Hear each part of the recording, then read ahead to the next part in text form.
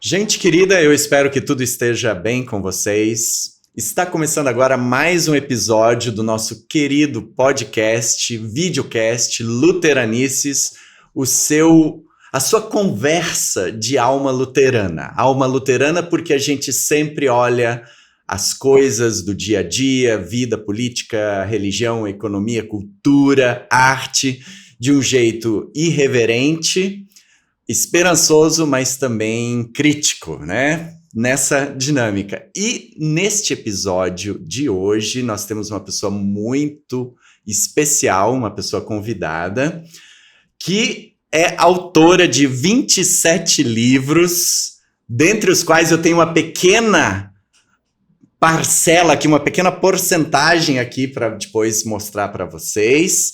Eu vou conversar hoje com Felipe Kuhn Braun, bem-vindo! Obrigado, professor Yuri, pelo convite de estar aqui com você, com todas as pessoas, né, que nos escutam, que nos veem através do programa Luteranices, podcast e aqui na Este, que também é um pouquinho a nossa casa, e dividir, compartilhar, sempre digo assim, a importância de a gente compartilhar conhecimento e falar sobre tantas coisas que a gente gosta e que estuda. Muito bem, pois é, bem isso mesmo. O nosso tema de hoje, né, a gente vai falar sobre várias coisas, mas especificamente aqui sobre imigração alemã, aqui no Rio Grande do Sul e, consequentemente, no Brasil. E também uma das, acho que, figuras mais emblemáticas, né, de todo esse processo, ou de todos os protestantismos que vieram na esteira, né, que é a figura do Martim Lutero. Mas antes da gente chegar diretamente no tema da nossa questão, uma coisa assim, muito, muito curiosa. Tu é autor de 27 livros até o momento, né? E pelo que eu estimo, vem muito mais por aí. Tipo assim, não parou ainda. Estamos trabalhando muito para isso. Como é ser escritor? Como você vê esse processo criativo? Porque, tipo assim, não é qualquer pessoa, isso a gente estava conversando um pouco nos bastidores, não é qualquer pessoa que tem, tipo, o dom da escrita e da síntese e de estabelecer essa ponte com uma audiência, né, leitora e ávida, né, por um conhecimento muito específico que é o da história da imigração alemã. Como é que é esse processo criativo do Felipe escritor? Eu sempre digo que nessa caminhada de 22 anos de pesquisas e de 15 anos desde que publiquei meu primeiro livro, eu sempre recebi muito apoio e muito incentivo das pessoas. Uhum. Seja dos meus pais, que nunca mediram esforços, especialmente na minha formação, na minha educação, como também de pessoas que fazem parte, outros não estão mais fisicamente conosco, fizeram parte da minha trajetória, como colegas de aula que, quando eu dizia antes dos meus 20 anos, eu quero escrever meu primeiro livro, e não deu certo, eu publiquei o primeiro com 21. Mas foi por pouco, foi perto, né? E eu sempre digo, não tenha receio de, olha, agora eu achei que eu ia chegar aos 20, não consegui, mas tenta aos 21, não deu, tenta aos 22, tenta, né? Tenta. Eu sempre digo para quem escreve, não tenha receio. As pessoas muitas vezes, mas meu Deus, será que as pessoas elas vão gostar do que eu escrevo? Tá, mas tu estás escrevendo especificamente para as pessoas? Bem, tu estás escrevendo para qual público? Tu estás escrevendo também para ti ou só para os outros? Eu acho que é importante para quem tem a ideia de escrever. Bem, tá bem. Qual é a temática? Qual é o meu público? E, claro, faz parte, quando você publica, aquele conhecimento ele não está mais somente com você. Claro. E eu digo assim que eu Também contei com muito apoio de pessoas que iam emprestando, iam passando materiais, fotos antigas, documentos, histórias, porque essas pessoas, eu digo assim, o simples fato, que de fato não é simples, de escutá-las. Porque quando as pessoas vão avançando na idade, é normal isto, o ser humano ele vai até gostando mais da história, porque ele vai perdendo os seus familiares, os seus amigos. É uma questão de memória daí. Exato, e uma questão de, eu era um guri, 14, 15, 16 anos, quando começava essas pesquisas, né? Com 14 anos eu iniciei. Mas como as pessoas confiavam ao Felipe sem fotografias e ficavam um dia inteiro contando histórias e abrindo e contando histórias até mesmo muito particulares, muito individuais, é porque o Felipe dava a elas a escuta, a confiança, que se retribui também com confiança. Tá, mas espera aí. Você começou a pesquisa aos 14 anos de idade. 14 anos. E direto interesse na história. Como é Sim, que nasceu o interesse pela história? Bem, como eu disse, assim, eu vivo numa família que sempre valorizo muito o que meus pais, claro, as pessoas que estavam em volta. Tudo bem que algumas tias pensavam assim, isso é uma febre, isso daqui a pouco ele vai parar. Porque fala assim, bisavô, do trisavô e tal, né? Mas nunca deixa. Foram falar isso pra mim 15 anos depois, beleza, né? Não falaram no início, né? E para não deixar dar um banho de água fria, né? Pô, mas o que a tia, né? Por que, né?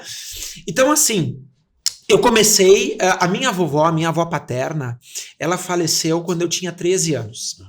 E eu fiquei com uma caixa de fotos antigas que era dela.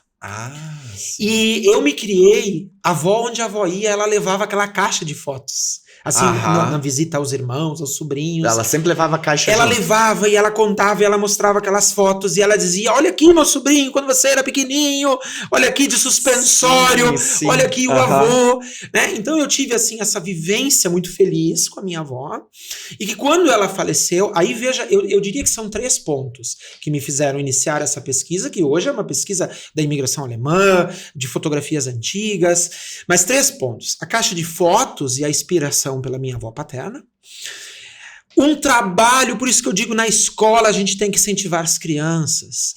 Um trabalho na escola? Que a professora no 7º ano do ensino fundamental pediu, faça a árvore genealógica da sua família. E era até os bisavós, né? Não era como hoje, que eu tô com mais de 3.000 nomes de antepassados, né?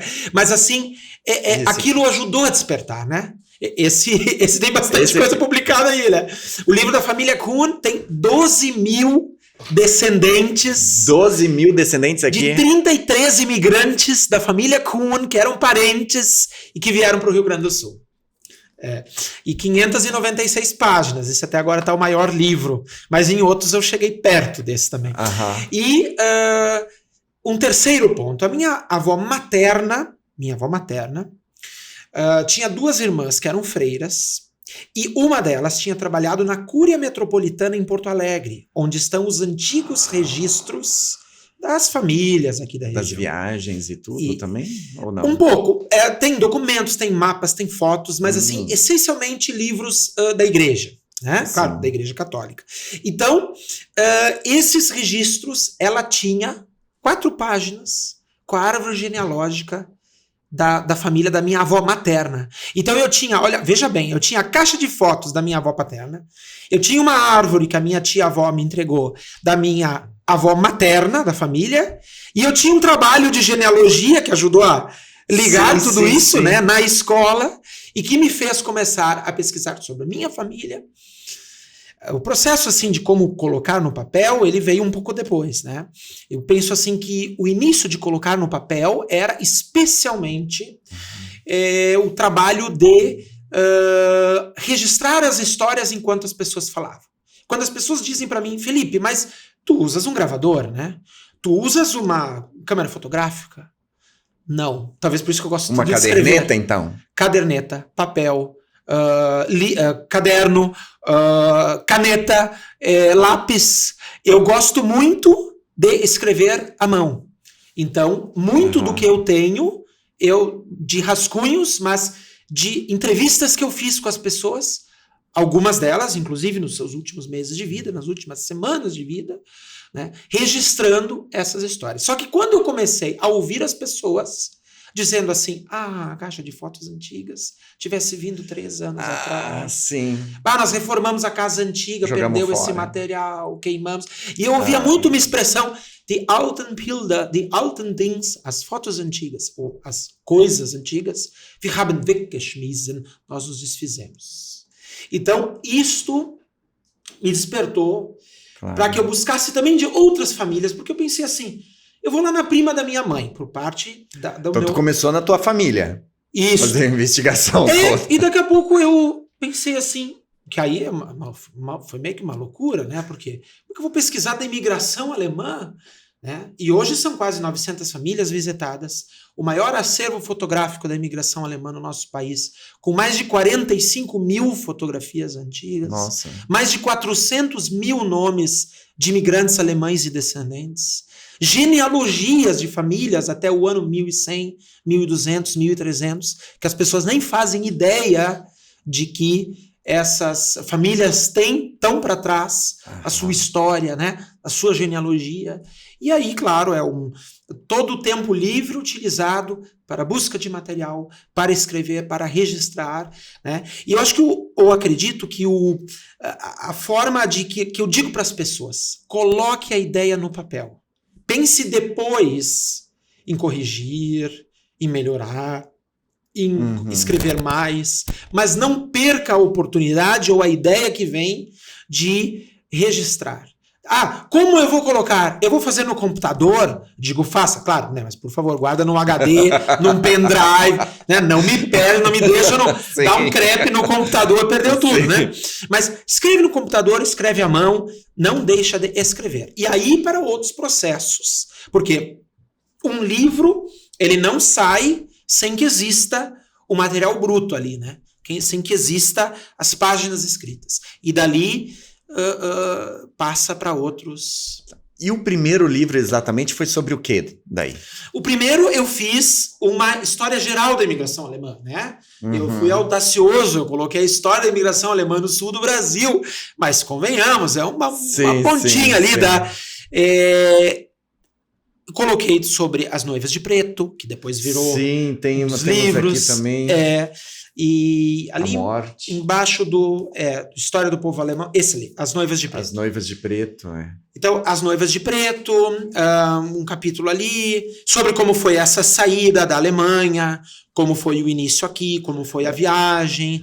Então, isso eu descrevi no primeiro livro. Tem muitas imagens sempre, todos eles. Eu trabalho bastante a questão da imagem, né? Eu faço muita palestra nas escolas, embora eu palestro em clube de terceira idade, em hospital, onde me convidam praticamente, eu tô lá, né? Sempre me convida que eu, de fato, mesmo com toda essa diversidade, em torno de 60%, eu diria, hoje são alunos nas escolas, né?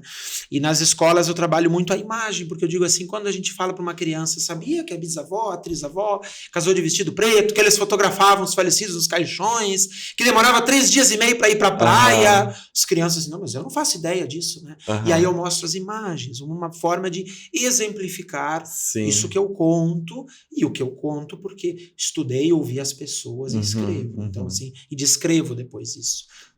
Interessante essa questão da genealogia, porque tu és coordenador de genealogia do Museu Histórico Visconde, aqui em São Leopoldo? Sim, em São Leopoldo a gente tem um trabalho com o museu já há 14 anos, né? Um trabalho voluntário, na verdade toda a diretoria e coordenadores e todos nós temos um trabalho voluntário, que me abriu portas, mas que ao mesmo tempo eu acredito que ajudei muito o museu em todos esses anos, porque de fato, né, é muito material, por exemplo, hoje em torno de 2.000 fotografias antigas do acervo do museu foram arquivos que eu fui levando ao museu, conforme as pessoas foram doando, né?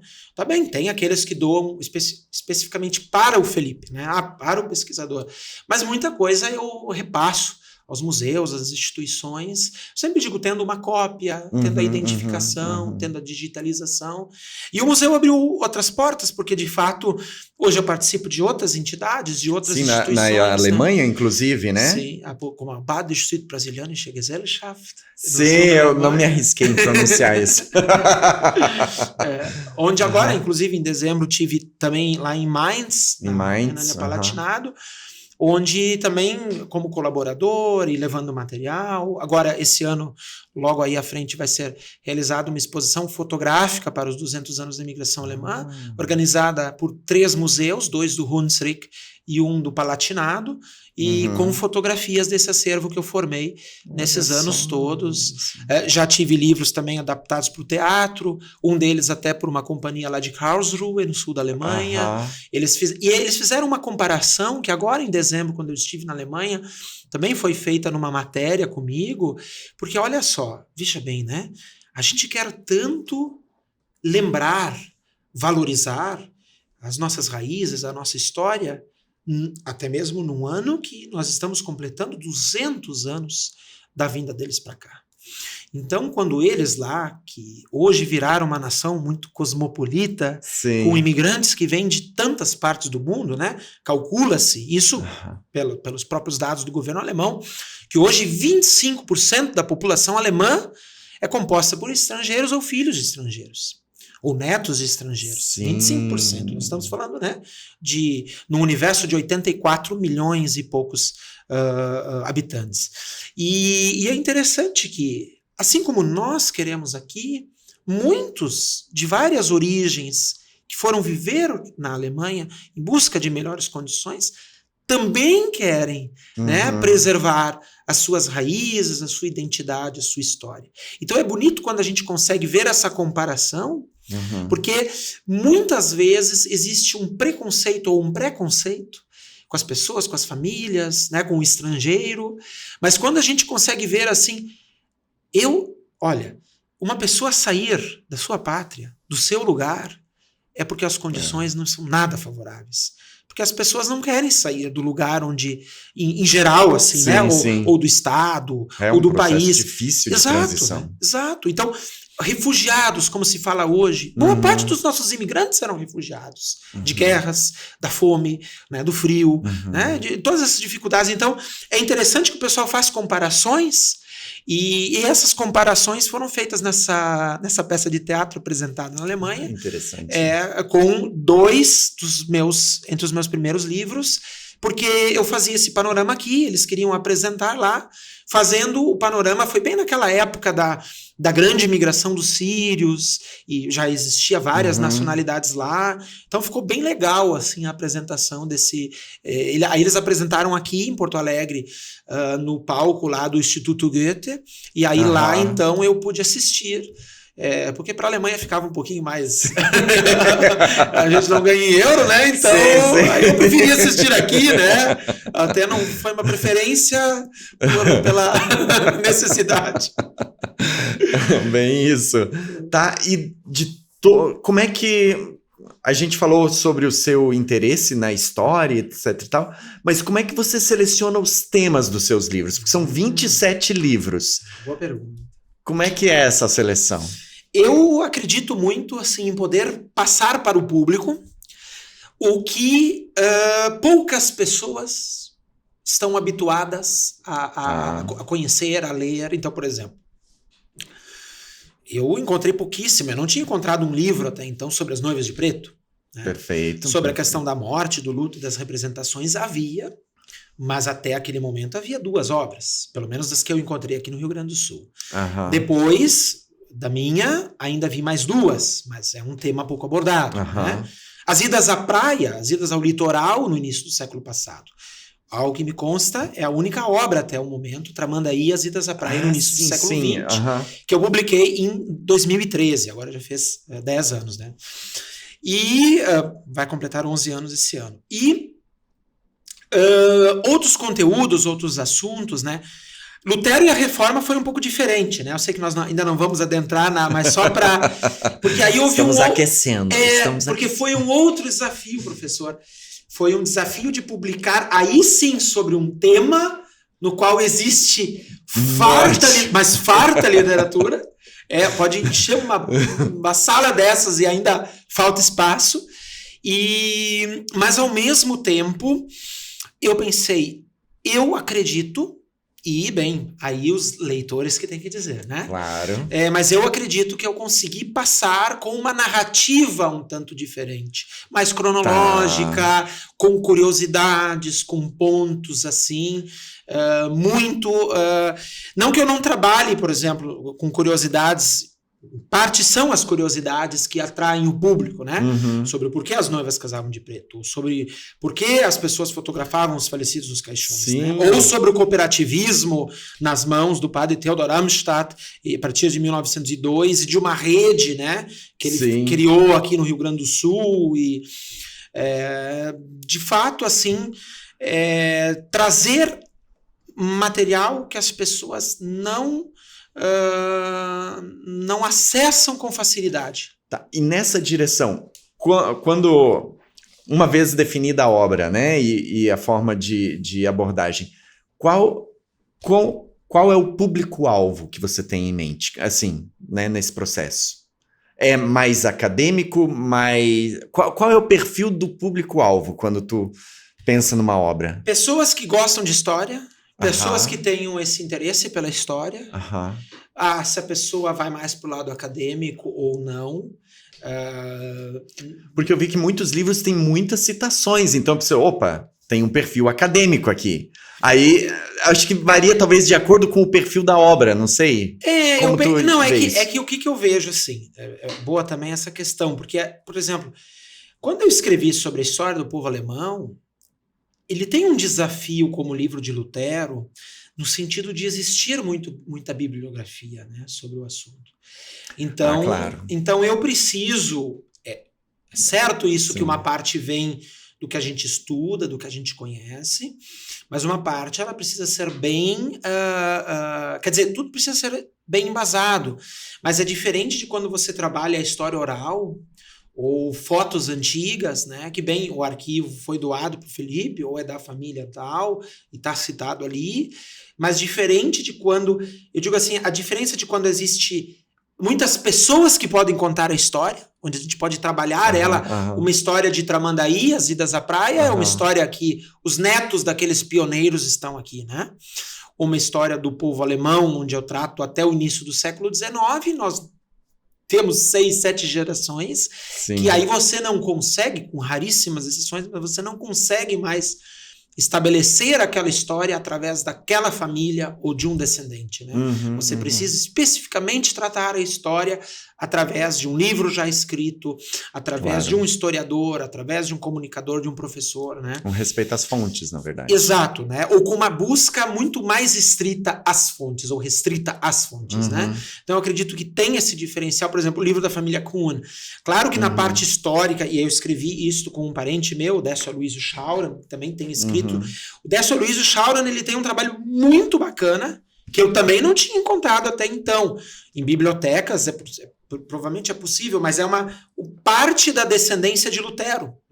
Ele fez num livro sobre genealogia a descendência de Lutero. Muito interessante aquela parte também do livro, né? O livro em si, mas...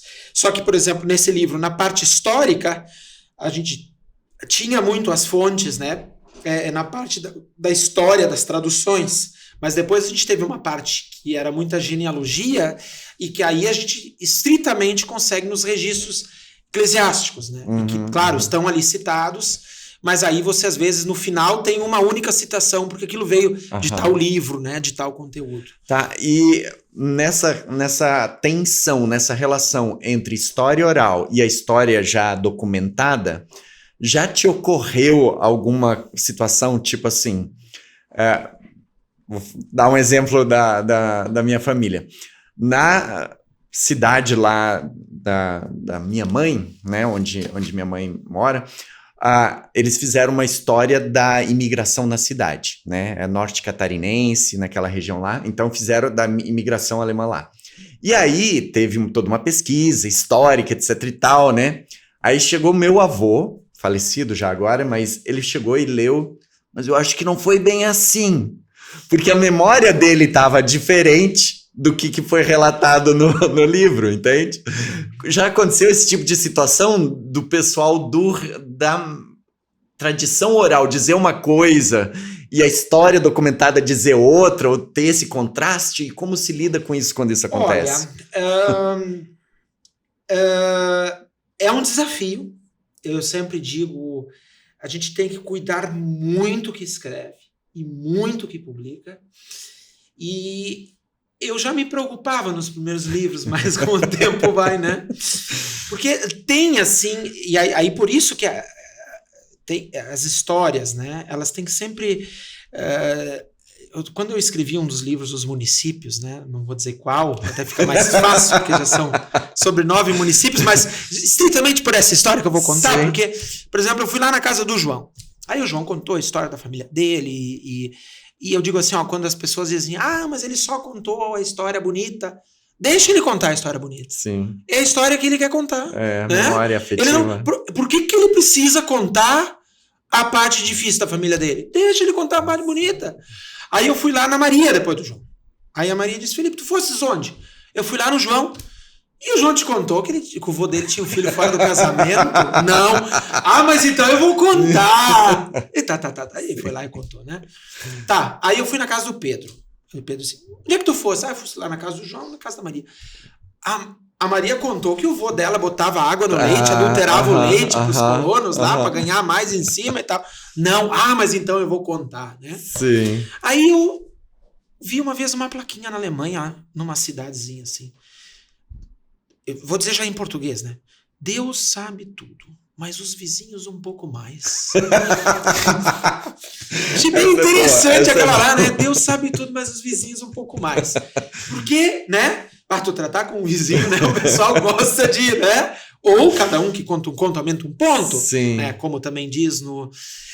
Uma vez, eu recebi assim uma crítica de uma senhora, uma única vez, assim, estritamente por um conteúdo que, claro, tem uns que talvez estão criticando, não estão vindo falar para mim, né? Sim. Pode acontecer.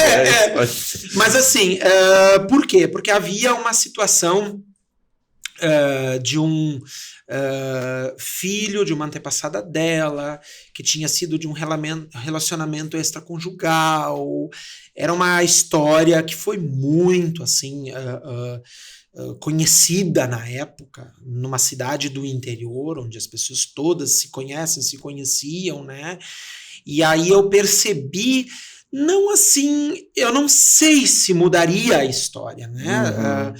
Mas como eu ouvi um lado da família, a descendência daquele que foi alijado da família, por ter sido filho extraconjugal lá, né? Quer dizer, da relação extraconjugal da mãe, né? E aí eu não ouvi os demais, né? Então quando eu cheguei, ela veio e eu pensei assim, eu vou deixar falar porque, né? Sim. Então, realmente, assim, por isso que eu digo, assim, o cuidado que a gente tem que ter, né? Porque as pessoas, muitas vezes, elas nos contam particularidades e, claro, assim, com todo... a gente tem que ter muito cuidado, muita cautela, né, de como publicar, o que publicar e o que, né, não precisamos publicar, né, sobre as pessoas, sobre as famílias, né. Agora, de fato, né, eu digo assim, a confiança dessas quase 900 famílias visitadas é justamente por ter muita cautela, né, por ter muito cuidado ao tratar a história das famílias, né. Por exemplo, como uma cidade de origem alemã, em que o subprefeito na época, mesmo sendo de origem alemã, perseguia os outros na época da guerra para se ver bem com as autoridades brasileiras. Então também era uma história bem como colocar isso no livro, né? Então tomei muito cuidado, não coloquei o nome, não dava para não relatar, não dava para não registrar, né? Mas a gente tem que, eu acho que a história, ela mesmo como chega para nós muitas vezes na faculdade, nos livros, o fato de trabalhar a história oral ou de trabalhar a história muito no que está já escrito, não quer dizer que em ambas as situações não se possa, né, cometer alguma, né, por isso assim sempre cuidado muito, né, com as fontes e com porque até algumas temáticas da história, né, que elas são assim um tanto difíceis de trabalhar, né? Sim. Então, dê um exemplo de uma temática difícil de trabalhar. Uma temática difícil de trabalhar. Só pra gente contextualizar, assim. Por exemplo, o pessoal fala assim, tá muito em voga hoje, assim. Os alemães ganharam facilidades, os alemães ganharam terras que os outros não ganharam. Quem afirma isso? Não, então assim, tá, mas qual é a bibliografia que se baseia nisso? Se eu disser pra ti que não teve... Num processo de 300 mil alemães que vieram para cá, não sei se 5% ganharam terras. Então, é fato isto? Ou as pessoas, por um preconceito que têm, né? Ou por uma forma de ter que acusar, porque a gente vê na Reforma, a gente vê na Idade Média, a gente vê no pós-Reforma, a gente vê nesses movimentos que parece que o ser humano ele sempre precisa defender a sua ideia atacando outra, né? E eu não acredito nisso. Então, assim, porque... E eu, como historiador, como pesquisador, eu não tenho que ficar julgando, interpretando, julgando e condenando, né? As pessoas, as comunidades, os grupos, né?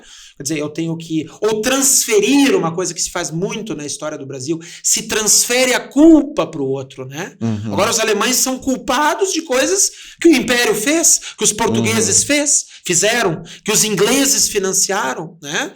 Então, assim, não, de que forma? Então, sempre são temáticas, né, mas que vamos lá, né? Estamos preparados para trabalhar. Sim, tá. E nessa direção ainda, sobre história, assim, quando a gente seleciona um material para abordar, né, a gente seleciona, né? E toda seleção é uma renúncia, né? Então, nessa direção, como é que fica essa questão daquilo que você, sei lá, escolheu retratar e daquilo que você não escolheu e por quê? Só tô perguntando assim, a partir da escolha criativa. Vou trazer um exemplo. Em uma conversa anterior aqui no nosso programa, uma pessoa convidada estava falando justamente sobre história da imigração, especificamente história luterana, né, da imigração, e aí ela contou assim, olha, aqui quando os imigrantes alemães chegaram, etc e tal, né, os luteranos especificamente, formaram aqui 4 comunidades, né, luteranas primeiro, aqui na região sul, e uma dessas comunidades, por exemplo, que tinha uma característica um pouco muito peculiar, segundo ele, né, porque aí eu não cheguei a conferir, mas segundo ele, e é uma queixa que ele fez ali na conversa, disse assim, essa comunidade, por ter características que fogem ao padrão, talvez, daquilo que uma história oficial queira contar, não foi mencionada. Entende? E nesse sentido, qual é a história, ou assim, como é que no teu processo como historiador, pesquisador e autor, você teve que lidar, imagino eu, né, em certas circunstâncias, com esse processo de seleção, e quais são, tipo, critérios? Como é que tu faz isso quando esse tipo de dilema acontece? Bem, às vezes a gente seleciona um assunto querendo escrever outros 10 juntos, né? Então tem muito essa questão também. Claro que, por exemplo, talvez eu vou adentrar para poder te dar uma resposta assim mais pontual, né, sobre essa colocação.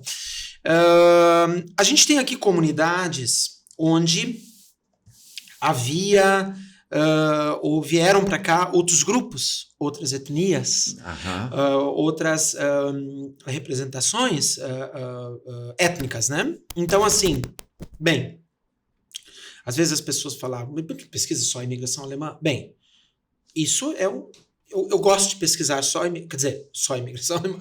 Eu gosto de pesquisar muito a imigração alemã. É o meu foco de pesquisa. Até porque aquele outro pesquisa só os africanos, aquele outro pesquisa só os italianos, aquele outro pesquisa só os portugueses, né? Eu digo assim, vamos tirar porque o cara precisa pesquisar os alemães, ele tem que, né? Agora, tem uma questão importante, né? Por exemplo, quando eu e o meu colega historiador Sandro Blume, de Novo Hamburgo, escrevemos sobre São Leopoldo, né? Berço da imigração alemã no país, né? Bem, podemos descrever, contar, né? Até porque o berço e tal, mas assim, uma comunidade que teve uma presença indígena forte, Pois é. uma presença luso, a partir especialmente de 1741, 755, quando é reconhecida a primeira sesmaria pelo Reino de Portugal. Em 1755 nós não tínhamos o Império do Brasil ainda. Bem, 1824, a vinda dos imigrantes alemães para cá. E especialmente, eu diria, a partir de 1937, a vinda dos italianos para cá. Então nós temos uma cidade muito plural, desde a sua origem, e um desafio, mas aí sim, eu penso que se nós não tivéssemos abordado os indígenas, ou os portugueses, ou os africanos, né? Eu acho até que pulei, né? Os africanos, na verdade, vieram nesta terrível condição da escravidão, e já havia muitos africanos escravizados aqui antes, né, no trabalho da feitoria, que era uma fazenda aqui, calcula-se, né, tenha chegado em torno de 300. Então, assim, a gente foi fazendo esse registro. E tem capítulos que são difíceis de trabalhar, como a escravidão, né, como eram tratados os africanos, como vieram, ou depois, assim, como as outras dificuldades, né, os alemães, os italianos. Mas aí sim, eu penso que se nós tivéssemos deixado de fora, não, vamos escrever, a não ser que a gente fizesse eu dissesse assim para você, não, eu não estou escrevendo sobre a história da cidade, estou escrevendo a história da comunidade alemã de São Leopoldo. Sim, daí né? é um nicho específico. Como nós fizemos com alemães em Porto Alegre. Eu quero escrever mais sobre Porto Alegre. Só que aquele era bem no aniversário da cidade e já havia sobre os lusos, havia sobre... Não, vamos escrever algo sobre a comunidade germânica, né? Que pouco se fala e que foi muito representativa lá, né? Eu penso assim que com o tempo eu fui trazendo mais assim, essas histórias, esses personagens, essa história plural que nós temos. Então, assim, eu acho que quando as pessoas dizem, mas não foi abordado isso, ou não foi abordado isso, eu digo assim... Sempre tem quem fale. Mas aí, professor Yuri, eu sempre digo, não, então vejam mais as minhas obras, né? Vejam mais o meu conteúdo. Claro, sempre a gente está à disposição mas o problema é que o debate quase sempre é feito para criticar ou para... Eu não estou dizendo assim, do trabalho dos livros do Felipe, ou, né? Mas, por exemplo, agora, assim, nós não podemos festejar tanto a imigração alemã porque tem lá os... Não, ela tem que ser festejada, tem que ser celebrada, porque ela é a imigração alemã, são os 200 anos, e foi importante para esse país, né? E eu, na condição na minha cidade, eu trabalho diversas culturas sem precisar suprimir a outra, né?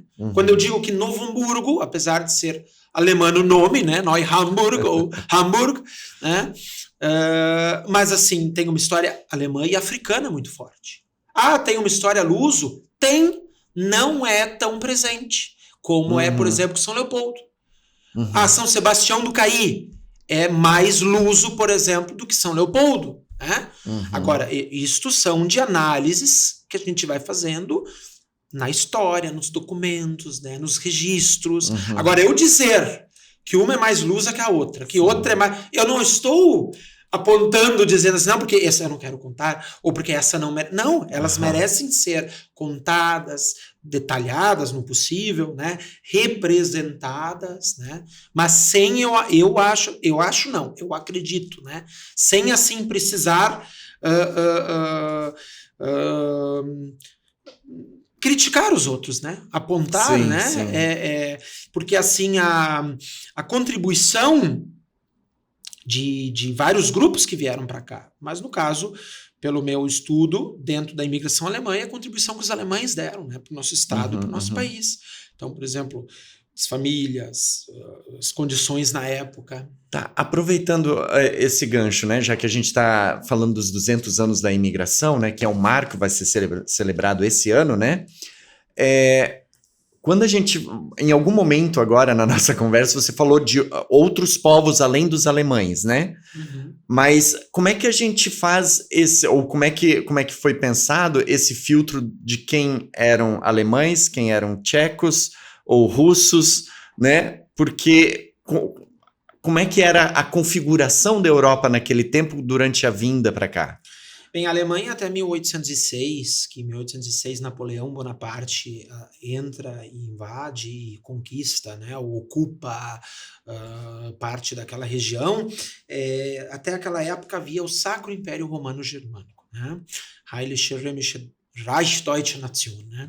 E este Sacro Império Romano Germânico era um conjunto de praticamente 300 estados autônomos, dos quais ainda em torno de 80 deles pertenciam à Igreja, no caso a Igreja Católica, entre arcebispados e principados, príncipes bispos que lá viviam. Isso também foi uma das grandes críticas de Lutero, e é importante também depois detalhar essa história, ou parte dela.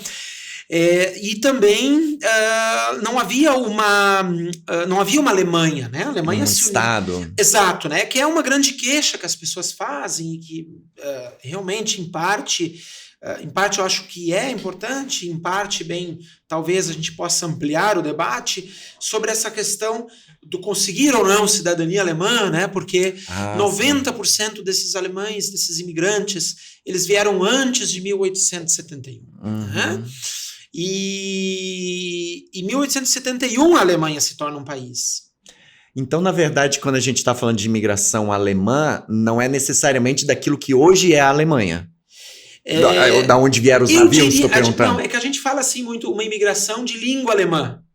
Ah, tá. Porque, interessante. Ou de famílias alemãs, ou de famílias de origem germânicas, né?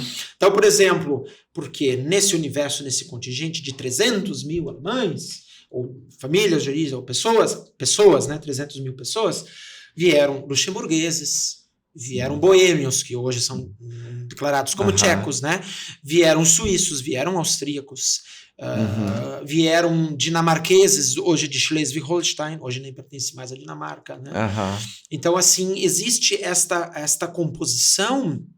Então, que é uma composição diversa, na lógica como a gente olha hoje, digamos assim, né? Mas é que assim, ó, a ideia do ser humano, de boa parte das pessoas, que é classificar, né? Sim. Se alemão é loiro, veio da Alemanha, porque hoje é Alemanha, né? Pior que quase não tem loiro na Alemanha. Suspensório, tá lá, né? E, gente, né? Quer dizer, a própria origem, né? Quando a gente vai para trás e vai descobrindo, meu Deus, é uma mistura de origens, de etnias, de grupos, né? Mas claro, né?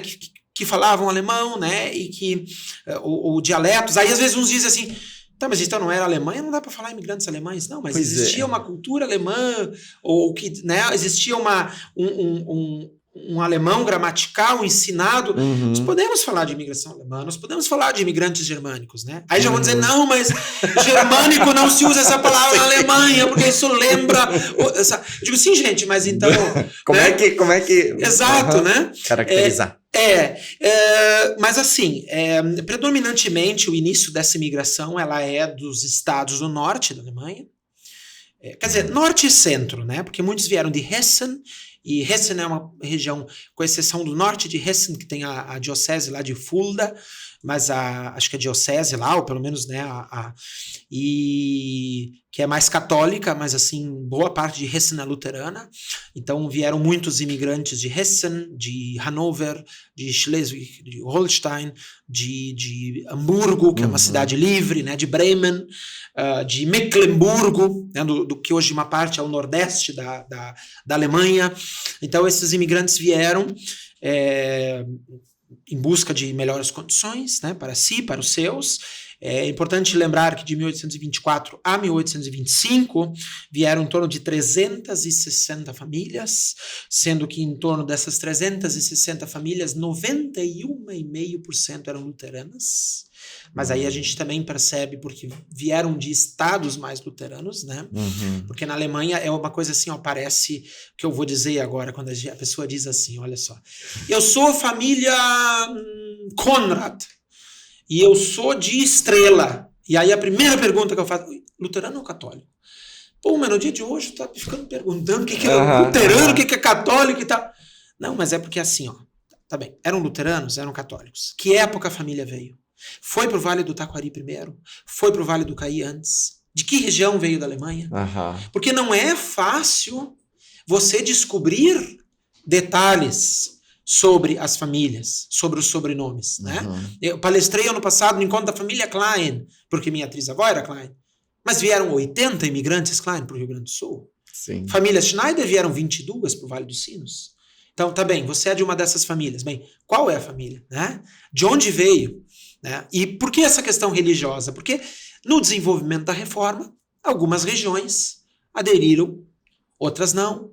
Outras, houve lá as diásporas, né? As comunidades que... Mas assim, dependendo da região, a gente já sabe, ou dependendo eram católicos. Claro. Católicos. Então provavelmente vieram de Saarland, ou vieram do Hunsrück, ou vieram, né? Tá bem, não eram todas as famílias, não eram, mas a maioria, né? A Baviera é essencialmente católica, mas a Franconia, que hoje pertence à Baviera, que é no norte da Baviera, ela é muito luterana.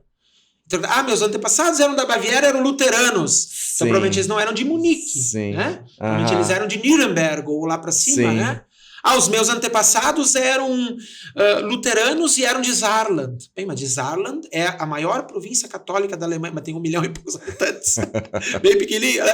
Mas assim, bem, aí nós temos que ver, porque no recorte ali da província, que hoje é a província de Saarland, a sua maioria é católica e há alguns pontos luteranos. Mas quando a pessoa diz, a gente consegue, pela pesquisa, às vezes, não, então é talvez de tal localidade, né? Sim, ou de tal...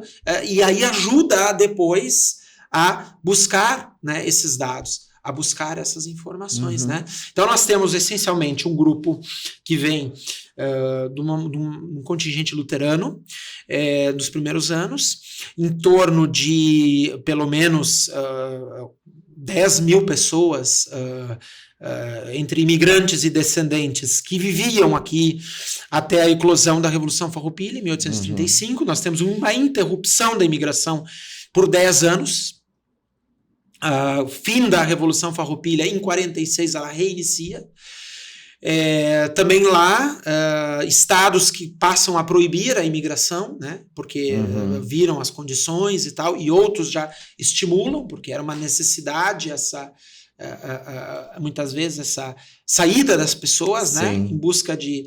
E em torno de 300 mil pessoas de origens germânicas ou alemãs que emigram de 1824 até um pouco depois da Segunda Grande Guerra, até ali os idos de 1950. Né?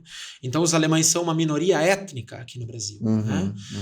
Mesmo que para o Brasil vieram em torno desses 300 mil. Né? Porque o grande contingente vai para os Estados Unidos, 90% vai para lá, e 10% vem para cá, Argentina, Paraguai. Aqui tem uma turma que foi para o Rio, para o Espírito Santo também, né? Sim, nós temos uma presença primeira em 1818 de suíços de origens germânicas em Nova Friburgo, né? Por isso que uma época se debateu onde é que vai ficar o título. Pois é. Aí outra coisa, esse Rio de Janeiro, até hoje tem uns que... Gente, São Leopoldo ganhou pelo contingente, lá não eram da Alemanha, eram suíços de origens germânicas, mas para mim, estamos comemorando os 200 anos aqui, lá por que não, os 206 anos da imigração suíça, né? E ótimo, né? Por exemplo, eu até pelo livro do Amstadt estou dando um bom apoio lá para o pessoal da embaixada e do consulado da Suíça. Carlos Barbosa é o berço dos suíços aqui no Rio Grande do Sul, né? E aí muitos vão dizer, Carlos Barbosa, mas é terra de italiano, né, e tal, né? Tipo assim, gente, mas parece que sempre tem que classificar, né? Sim. Então, assim, tem que medir, né? Tem que medir a papelada. E aí tem o Rio de Janeiro, né? Muito importante. Embora o maior contingente venha para cá, o Espírito Santo recebe muitos pomeranos. A posteriori. Santa Catarina tem muitos na região da Grande Florianópolis ali, São José, muitos que vão no início da imigração, não só que hoje boa parte é a Alemanha, também muitos de Luxemburgo. A imigração luxemburguesa, ela representa 1,5% desse contingente, mas ela é muito maior até no desenvolvimento, quantos deles se tornaram pessoas conhecidas na igreja, claro, influentes, assim. Né? E depois, assim, e em torno de... A gente não tem o dado exato, assim, mas eu creio que pelo menos 60% tenham ido para Santa Catarina, né? Então aí, como tem histórias para a gente contar e adentrar. Eu percebo, assim, que tu tem realmente um fascínio pela questão da genealogia. Realmente um fascínio. E nessa história toda, como é que chega no Lutero? Nesse livro agora, né, que tu lançou ano passado? Ou ano retrasado? Ano retrasado. 22. Bem, Lutero e a Reforma. Eu sou professor voluntário no seminário católico em Novo Hamburgo, no Betânia, da nossa diocese. E eu falei ali com os padres, eu disse, uma aula vai ser só sobre Lutero. Posso fazer? Pode fazer. Tá, mas eu vou, né? Mas vamos fiscalizar o que tu vai falar. Às vezes um passa lá, né? Olha. E eu achei muito legal, porque assim, até porque hoje há um diálogo, né? Um trabalho ecumênico, e hoje eu vejo que muita gente na Igreja Católica reconhece o quanto a reforma ajudou na própria reforma da própria Igreja Católica, né? Mesmo que o início era o que Lutero queria, né? Demorou um pouco, mas... E aí, meu caro, eu comecei a estudar, assim, numas noites ali, eu tinha, assim, né? Estava escrevendo História do Povo Alemão, né? E conheço que é bilíngue, inclusive. Isso, português e inglês, né? A gente procurou fazer em inglês naquele momento. Isso, e aí, sabe, meu caro, que na escrita e tudo, eu pensei assim, eu vou buscar mais e mais, e eu tinha algumas obras, mas eu fiquei assim, em uma semana eu tinha preparado, em ordem cronológica, 6 páginas. Uma linha do tempo, assim? Mas assim, e aí eu comecei a pensar, mas que interessante, sobre Worms, né? Dá para pegar a linha do tempo. Mas do dia 15 para o dia 16 de abril, Lutero dormiu em Oppenheim, lá no centro histórico, quer dizer, na época talvez não era tão histórico como é hoje, 500 e poucos anos depois, né? Tá lá o hotel ainda onde ele dormiu. E aí eu comecei assim, poxa, tá, Lutero escreveu muita coisa. Muitas pessoas escreveram sobre Lutero. Lutero é um dos personagens mais biografados da história da Alemanha, história do mundo. E comecei assim eu disse, não, mas eu vou também adentrar essa história, né? Vou pegar assim esses dados e claro, quando a gente vai para as curiosidades, então tem coisas assim, mas né? Esse originalmente nasceu a partir de uma intencionalidade didática por causa das aulas? Exato. Como eu ia contar na condição de professor, na condição de pesquisador, essa história. Aí eu fui buscando, e foi bem na época da pandemia, né? E aí foi mais difícil, porque assim, tá bem, eu tinha bastante material. Tinha a Biblioteca da Este. Tinha a Biblioteca da Este e eu tive um bom contato aqui, né? Mas no auge da pandemia... Eu não tava esperando mas agora. Mas é que houve um auge, assim, né, que, olha, até para pegar o elevador era difícil e descer até o hall do prédio, né? Mas sim, contei com o apoio da EST, contei com o apoio do Instituto Histórico da IELB, em Porto Alegre. Tive, né, o prefácio, tanto da pastora Silvia Beatriz Seguens, quanto do pastor Schiller, né, pastor também, no caso, Silvia, presidente da ISLB, e o pastor Schiller, presidente da IELB. Então, o prefácio, a apresentação. Então, e ele já tá... E outra coisa, vou dar uma palhinha aqui, as pessoas que nos escutam, que nos veem, ele já foi todo traduzido para o inglês. Sério? Ele só não está publicado ainda em inglês. Mas ele vai ser publicado lá fora, daí? Isso aí, bem, publicar já é assim, o segundo, já é o passo às vezes mais, né? Sim. Mas eu assim, eu já tenho planejado isso, independente de, em algum momento a gente vai publicar ele em inglês ou lá fora. Em alemão? Ou aqui. Em alemão? Alemão a gente já pensou também, né? Ainda não foi traduzido para o alemão, né? Traduzir para o alemão eu não me arrisco, né? Falar, escrever, contar histórias em alemão é uma coisa, né? Mas traduzir com aquelas palavras de 25 letras e 23 letras e verbos que se dividem e você começa o final do verbo no início da frase e o início vai para o final e, né? É uma... Mas assim, realmente foi assim... Eu digo assim, eu inclusive continuo. Por adentrar em outros temas, eu não deixei de lado. Eu apenas pesquisei um pouco menos por já ter publicado Lutero e a Reforma. Mas a minha ideia é adentrar, porque até publicar esse livro eu já tinha visitado vários lugares na Alemanha importantes para a Reforma. Mas fazendo aquela pergunta que a maioria das pessoas não quer fazer, né? Tá, Lutero traduziu a Bíblia no castelo de Wartburg. Isso conta para nós, né? Sim, mas ele não morava no castelo, ele não estava lá no salão do castelo, ele ganhou um quartinho lá, humilde lá, para ele ficar lá tantos dias, né? Então acho que quando a gente visita, conhece, pergunta, né?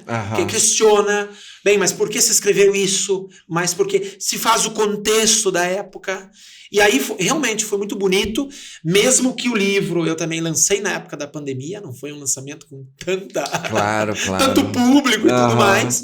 Foi, sem dúvida, assim, é um livro que me deu muito prazer em escrever, me dá muito prazer em contar essa história, em recorrer a ela, em recorrer a partes e capítulos, né, de detalhes, assim, muito bonitos, né, de dificuldades, de superação, de limitações na época, né, e que eu me propus, inclusive, a debater assuntos que às vezes, quando se fala, tá, mas e teve a Guerra dos Camponeses, né?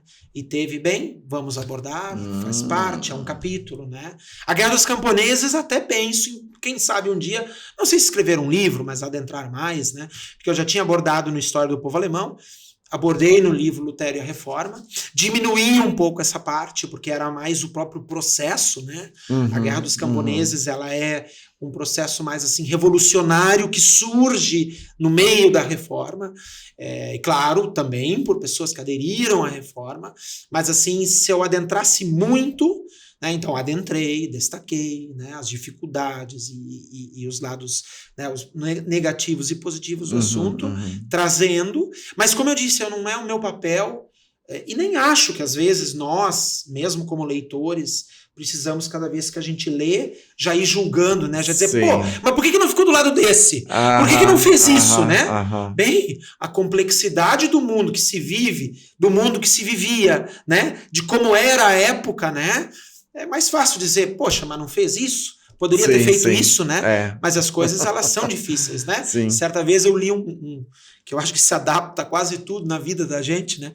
Todos os caminhos são difíceis. Todos os caminhos são difíceis, né? Vai ser fácil. Vai isso ali, vai, né? Então, e é um livro que eu continuo, né? Agora, em outubro, eu fiz um momento muito bonito lá com a comunidade Confissão Luterana Ferrabras, lá em Sapiranga. A convite do pastor William lá, fiz uma palestra lá, com a presença do outro pastor também, né? O outro eu digo porque eu não estou lembrando o nome dele agora, né? Por favor. Mas assim, as pessoas vieram, assistiram, né? Ficou bonito, depois a gente confraternizou, porque eu digo assim, esse é o meu papel, que eu vejo assim na condição de pesquisador, de escritor, levar as pessoas a essas histórias, né? Levar esses detalhes na história, né? Porque tá bem, Lutero criticou a venda de indulgências e as relíquias, mas quando a gente descobre sobre a coleção de relíquias do Frederico, sábio da Saxônia, nossa, aí, opa, né? Vamos escrever então, né? Tá, então assim, ó, nessa direção, fazendo assim um papel tu de vendedor da tua obra, vamos dizer assim. Vamos lá. O que as pessoas podem encontrar nesse livro que não encontrariam numa outra biografia do Lutero? Vamos dizer. Em parte, capítulos da história Aham. ou do decorrer da história que realmente em muitos livros não se encontra. Tá, mas bem, o que, como, né? Isso. Bem, sobre a ida a Worms. Como foi a ida a Worms? Onde ele ficou? Onde ele foi recebido? Aham. Quem recebeu ele de braços abertos? Quem atacou? Quem foi lá e tentou jogar pedra na comitiva que ele, né? Aham. Que ele estava? Depois, um episódio importantíssimo, em 17 de abril, quando ele vai diante do imperador, né?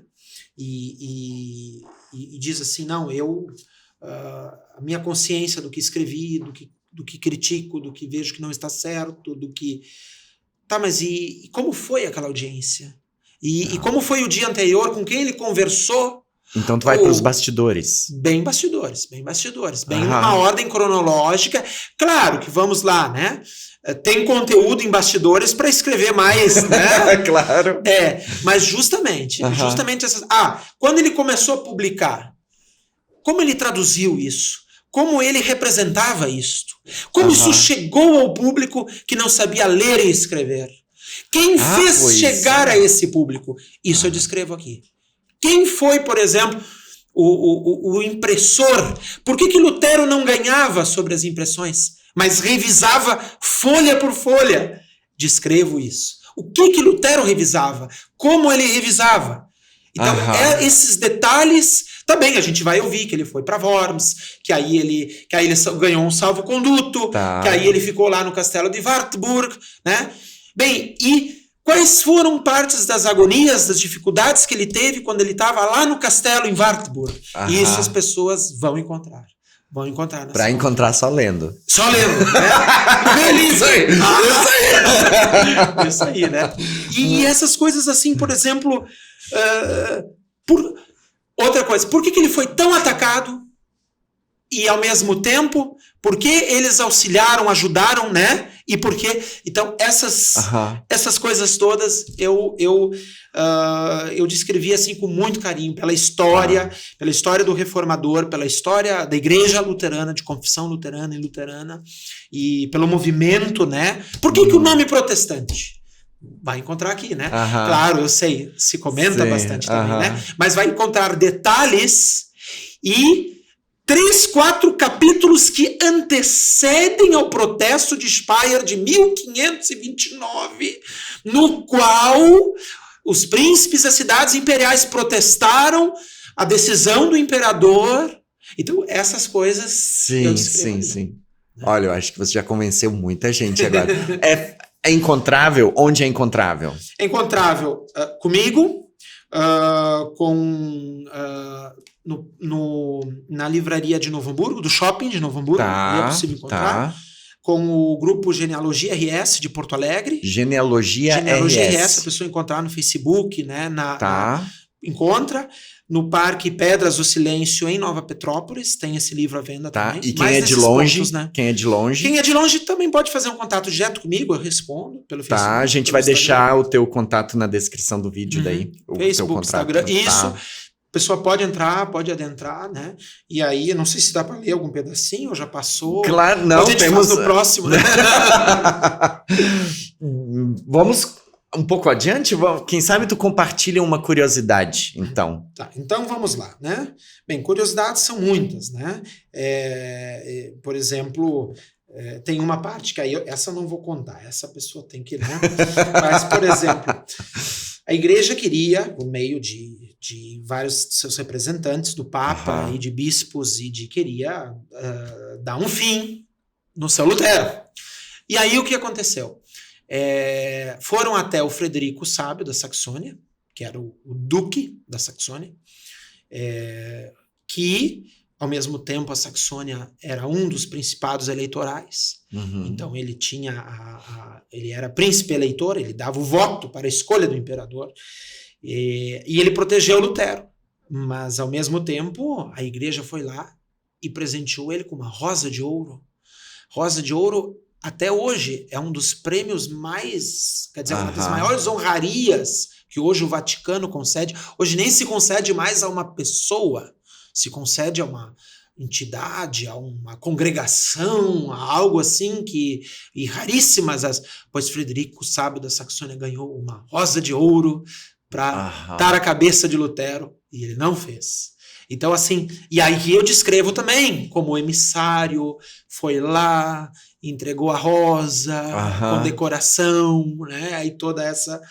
Mas tem alguns trechos muito, muito assim, sobre, por exemplo, mesmo esse processo que Lutero passa, que poucas pessoas na história passaram por isto, de realmente ter uma crítica a muitas coisas que ali estavam estabelecidas, tendo o risco de, no outro dia, ir para a fogueira, né? Então tem um trecho sobre a Dieta de Worms, né? A reunião deliberativa no qual o imperador, com seus príncipes eleitores e com os seus representantes dos estados soberanos que faziam parte desse império, estavam lá para ouvir Lutero. Né? A dieta estava reunida na ampla sala do suntuoso Palácio Episcopal de Worms. Ele, o monge, descendente de camponeses, iria colocar-se na presença do imperador do Sacro Império Romano Germânico. Jovem sombrio, aqui também uma parte é uma citação, tá? Jovem sombrio, todo vestido de preto, e diante de um arquiduque, 2 landgraves, 6 grandes eleitores, 11 margraves, 28 duques, 30 bispos, vários condes. Uma assembleia agitada, composta de mais de 200 pessoas, protegida por soldados alemães e espanhóis, conclave onde refugiam sob a luz das velas e das tochas os trajes dos príncipes e dos altos dignatários da igreja. E ele esteve lá e enfrentou e se posicionou. E, então, assim, também, né, a valentia, a coragem, né, pelo valor também que dava às Sagradas Escrituras e pela posição contrária à parte, não era toda a igreja, uma parte da igreja que lucrava com comércios de indulgências, né?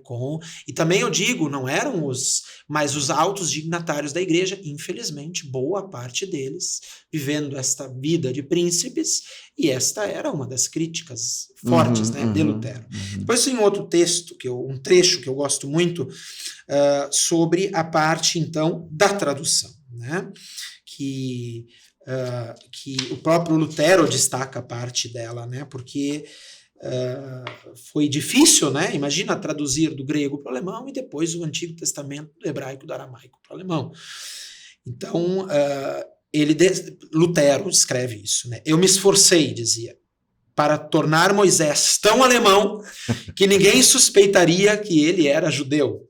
A variedade do alemão, isso é interessante também, escolhido como base para o texto, era a língua falada na corte do eleitorado da Saxônia, enriquecida por diversos dialetos com que Lutero ganhara alguma familiaridade em suas viagens, porque ele era um cara da teoria e um cara da prática, né? Deu tudo para se encontrar, ou para encontrar as melhores palavras, e a tradução inicial não o satisfez. Tanto que ele retraduziu. Sim. Certa vez em Nuremberg, eu visitei a livraria mais antiga da Alemanha, em 500 e poucos anos, em atividades ininterruptas, né? Só que, claro, pelos bombardeios da guerra, o prédio antigo foi destruído. E aí tinha uma reprodução da Bíblia de Lutero, né? E como na Alemanha livro é mais barato que comida, né? Dependendo dos lugares. Nós né? temos uma Bíblia de Lutero aqui. Bem, ilustrada ainda. Não, isso uma hora eu tenho que dar uma olhadinha, né?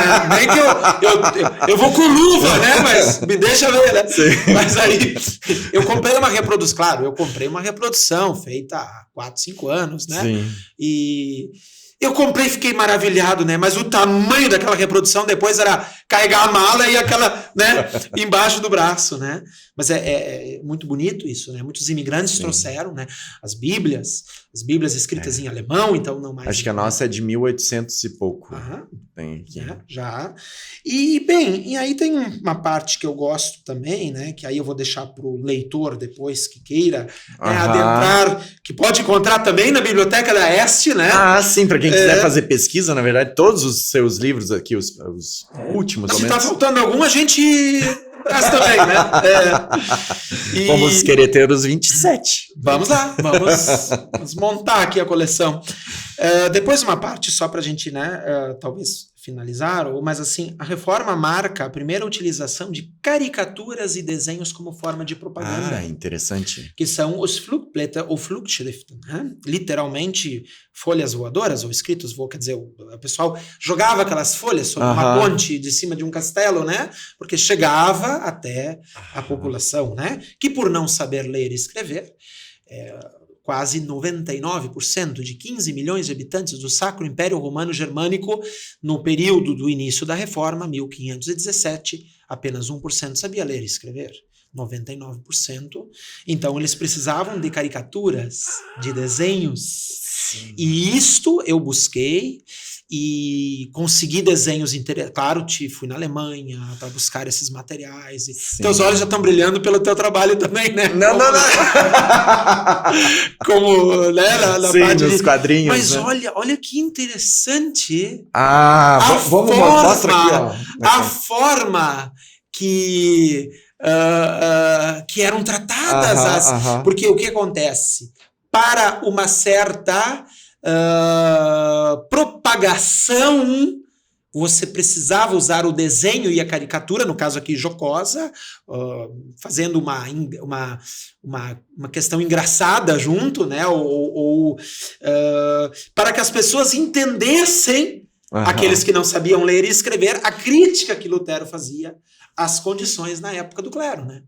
E aí, claro, eu apresentei também as críticas que depois a Contra-Reforma fez, né? Não o movimento Contra-Reforma de algumas décadas, né? O movimento mesmo naqueles meses, né? Então, charges, assim, naturalmente contra Lutero, né? E antes, isso é muito legal. E antes disso, charges de seguidores de Lutero contra a igreja, contra Tetzel, né? Que era das grandes vendas de indulgências, né? Então, isso é muito legal. E aí eu procurei, porque eu penso assim, como que eu vou, né, exemplificar, né? Então eu trouxe esses desenhos, procurei em arquivos, procurei em museus, digitalizei, estão todos citados aqui, né? Eu sempre digo, os alemães têm arquivos fantásticos, mas para acessar esses arquivos você precisa de tempo, contatar umas 18 pessoas para achar lá, né? 18 pessoas, 25 autorizações, 3 idas, 2 dias inteiros, e aí você tem acesso a 2 documentos, né? Mas é bem assim, os alemães, eu digo assim, você encontra, mas primeiro tu tem que ficar amigo do alemão. Para ficar amigo do alemão, tu tem que... Tu demora um ano, pelo menos.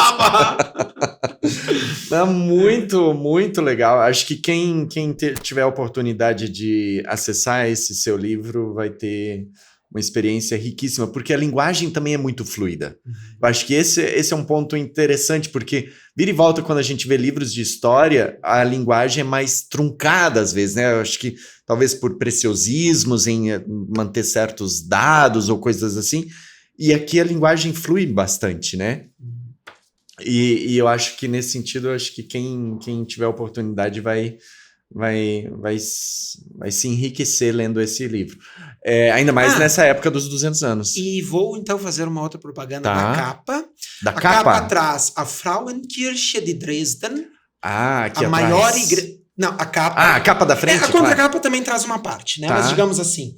A capa traz a Frauenkirche de Dresden, que é considerado o templo luterano, a igreja luterana mais importante ou maior da Alemanha, né? Quer dizer, talvez não seja a maior, mas pela importância cultural, artística do barroco, na capital da Saxônia, onde está a boa parte do início do movimento da Reforma, né? E a estátua de Lutero. Esta igreja ela foi destruída na Segunda Guerra pelos bombardeios dos ingleses. Ela foi reconstruída só após a unificação da Alemanha. Ela é considerada também a igreja símbolo da reunificação, da reconstrução do país e da liberdade. A cúpula dela, quando ela estava quase pronta, foi doada toda por um inglês, filho de um dos pilotos que ajudou a destruir a cidade de Dresden em fevereiro de 1945, quando os ingleses destruíram 90% de Dresden, naqueles bombardeios de 2 dias. E ela é considerada um lugar importantíssimo, né, para a Reforma. E a estátua de Lutero, até a capa foi meio trabalhada, né? A igreja barroca, ela tem pedra branca e a estátua é muito escura. Então foi feito todo um trabalho pelo Moisés Brown, que faz o trabalho das capas e contracapas. Ele, digamos assim, escureceu, amarelou um pouco a igreja, né? E clareou a estátua de Lutero, do nosso grande reformador. E com isto eu vejo que deu até uma beleza assim maior, né? No fato, pelo menos a capa, né? Porque a igreja, a estátua tem toda a sua beleza, o seu... E, claro, atrás, aí tem uns que dizem, mas ele não falou, mas, né? Sim, mas acho que é uma questão, assim, de esperança, de resiliência, né?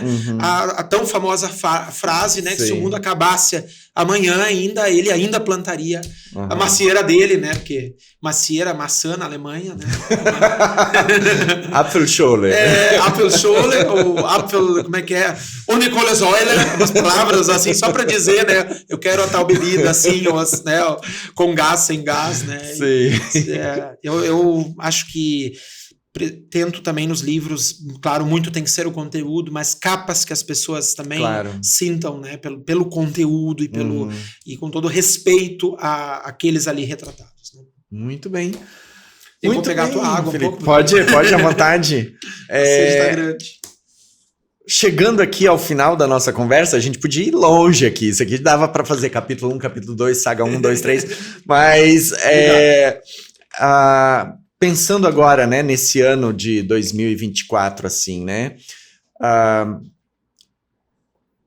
o que tu diria sobre essa data festiva dos 200 anos da imigração alemã aqui no Brasil, o significado dela, né, para quem está nos assistindo, para quem está nos ouvindo, né, sobre o que significa isso para a história, né? A gente falou um pouco ao longo da toda a conversa, mas assim, para fins de amarração... Final, né? Final. Bem, eu vejo que, eu costumo dizer, este ano é um ano ímpar, apesar de ser par, né? 24, mas de fato é um ano que, poxa, a celebração de 200 anos de um povo que veio para cá com poucas condições e que através da sua fé, do seu trabalho, do seu valor à educação, né, que claro, vem também muito de Lutero, de Philipp Melanchthon, da Reforma, né, ao lado de uma escola, sempre uma igreja, ou ao lado de uma igreja, sempre uma escola, e a importância desse legado, né, não gostaria que as pessoas olhassem para a imigração com um simples olhar ideológico, político, desfocado do que realmente foi, ou do que a história nos apresenta, ou do quanto, claro, além de mim, muitos outros pesquisadores também trabalham com muito carinho esta questão da história. Então, assim, basta dizer, né, que quando chegaram os imigrantes alemães aqui no Rio Grande do Sul, 1% da população era alfabetizada, a maioria africanos na condição de escravizados. Uma escola pública no estado do Rio Grande do Sul inteiro, e os alemães, em 98 anos, construíram 698 escolas luteranas e católicas, comunitárias e confessionais. Né? Isso são dados de um dos livros do professor Arthur Blasio Rambo, que fez um estudo fenomenal da educação, né? Mas a gente pode falar da indústria, da economia, né? Da cultura, da diversidade religiosa que os luteranos trazem através da igreja de confissão luterana, depois da própria igreja luterana e de outras ramificações ou outros movimentos, né? Que aqui vieram, que deram uma grande contribuição. A gente tem que ver que até a época da Segunda Guerra, até pós-Segunda Guerra, os alemães ou as igrejas, né? Os hospitais, as escolas, né? Os educandários, né? Criados para educar, né? Para formar as pessoas e gerações e as famílias, né? E, claro, a tentativa e o trabalho de estarem aqui contribuindo para o nosso país, contribuíram como militares nas guerras, contribuíram nos conflitos, contribuíram depois em diversos debates, né, para o desenvolvimento da nossa história. E esses 200 anos, claro, a gente celebrar a história, a gente celebrar o que a gente carrega, seja do idioma, seja dos dialetos, seja até mesmo, por que não, do folclore, né? Por que não? Não, né? Digamos assim, da própria importância que o folclore também tem como uma representação, né? E que também digamos assim, uma forma de cultivar parte, né, da tradição, ou né? Mas ao mesmo tempo, do que nós podemos ter de relações com a Alemanha hoje, da Alemanha, esse país plural hoje, esse país que abre-se ao mundo e se desenvolve em vários setores, né? O que nós podemos, né, aprender, mesmo eu participando de várias dessas comissões dos festejos do bicentenário, mas das organizações, de grupos que nós vamos receber da Alemanha aqui, de grupos que nós estamos levando para lá, e do que nós vamos conseguir, digamos assim, amarrar, organizar, conectar, né, de um país hoje muito avançado na área da tecnologia, na área da comunicação, né, do que a gente pode conectar, e não só com a Alemanha, especialmente com a Alemanha, porque são os 200 anos, mas a gente tem nesse entorno, como bem você até destacou no início da nossa, porque nós temos São Leopoldo em homenagem a Leopold von Babenberg, um conde austríaco canonizado pela Igreja Católica no final do século XV, santo padroeiro e ancestral da Imperatriz Leopoldina, que era austríaco, não era alemão, né? Ou, por exemplo, a história dos luxemburgueses a partir de 1828, que vieram para cá, para o Vale dos Sinos e para a região da Grande Florianópolis e depois outros estados, né? Então, o que a gente pode aprender, né, firmar, eu vejo que uma questão muito importante está também na questão do idioma, dos cursos de idiomas, né? Da dificuldade da língua alemã, mas ao mesmo tempo do quanto o fomento, e aí nós temos o Instituto Ivoti, né, fazer uma propaganda aí, né, para os nossos amigos, né, também da ISLB, que tem um trabalho fantástico, né, dentro e claro, e de escolas da rede sinodal, né, e da igreja, e que tem assim ainda uma questão importante e presente, né, porque eu digo, afirmo e reafirmo que a língua tem um poder fantástico de conexão. Muitas vezes a conexão se perde porque não se sabe mais o idioma. Né? Porque por mais que você vai com o inglês ou você vai, né, com o francês em algumas regiões, mais para o sudoeste, sul da Alemanha, regiões ocupadas depois da guerra, que depois foram reentregues à Alemanha e tudo mais, mas assim, não adianta. Como aqui é o português, como lá é o alemão, quer dizer, se você tem essa conexão do idioma, isso ajuda também, né, a prospectar, a desenvolver e prosperar. Né? Os alemães têm uma frase que agora não me vem tanto mas assim, conhecer o passado, né? Trabalhar bem o presente e assim moldar um futuro, né, melhor aqui para as nossas comunidades. Né? E para fechar, né, eu gosto muito de uma frase do grande escritor Johann Wolfgang von Goethe, que era genealogista, poucas pessoas sabem, né? Tem histórias muito legais deles, vamos deixar para um outro, né? Tem um livro sobre ele, ou vai vir? Quem sabe, né? Quem sabe, né? Johann Wolfgang von Goethe, certa vez, ele disse assim, é feliz quem gosta. Ele não só disse como ele escreveu, senão a gente não teria encontrado isso. Ele escreveu, é feliz quem gosta de lembrar dos seus antepassados. que fala com alegria dos seus feitos e que no final da bonita fila vê colocado silenciosamente o seu próprio nome. Então isso, né, nós também estamos aqui porque eles iniciaram os caminhos sobre os quais nós estamos trilhando hoje. Então, é isso aí. Muito bem. Então, eu conversei hoje com Felipe Kuhn Braun, jornalista, historiador, pesquisador, autor de vários livros, os que virão também, né? Tô pensando já nos que virão. Gratidão mais uma vez por ter aceitado essa roda de conversa. Obrigado. A Faculdade Zeste aqui, o nosso programa, o nosso podcast está aí aberto. Sua segunda casa aqui, caso queira aproveitar também a nossa biblioteca aqui para... Não, um dia eu venho, mas eu marco antes ou depois na biblioteca, né? Ali eu tava vindo para cá, estávamos conversando, né? Eu acho que tem algumas coisas que eu preciso dar mais uma, né? Quer dizer, sempre tem, né? Algumas coisas, né? Livros e livros e livros, né? E a biblioteca, e daqui também, é um dos melhores lugares que se tem para aproveitar o tempo. Muito bem, mas Obrigado, brincando assim, deixando as brincadeiras à parte, eu quero realmente agradecer a tua participação, gratidão mesmo por ter aceitado. Eu sei que a agenda nem sempre é fácil, né? É difícil negociar, mas é porque a gente queria realmente te ter muito aqui para falar sobre as suas obras, mas também sobre a tua experiência e teu conhecimento em relação a toda essa história que faz a gente ser quem é aqui na região sul, né? Então, nessa direção, gratidão.